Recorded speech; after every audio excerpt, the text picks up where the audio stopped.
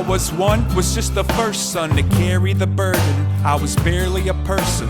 My folks were young, but committed to keep up their end of the bargain. Protect me from harm and grow a garden. I was loved, I was fed, might sleep through the night. I was taught how to talk and how to read you from left to right. I learned to argue and fight from a distance where my vulnerability gets no recognition. And by the time I was 11, I was already defensive. An extension of environment and reinforced messages. Preemptively believed eventually I'll be a failure to my family and friendships. And when you mix it and blend it with contemporary pressures of adolescence, emphasis on the consensus of a book full of portraits, but didn't consider that we've been sketching stick figures underneath bigger pictures.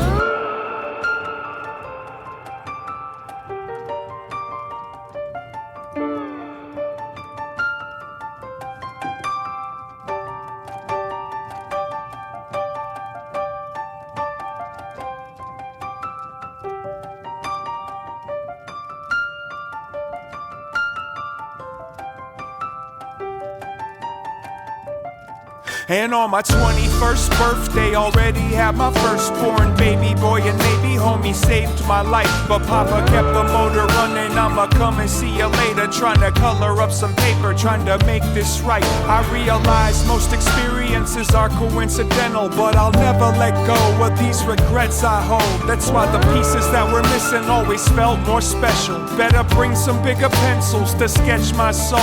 But yo, when I was 31, both ends burning them. Thought that I was lost in the jungle, but I was in search of something. Learning how to deconstruct my puzzle.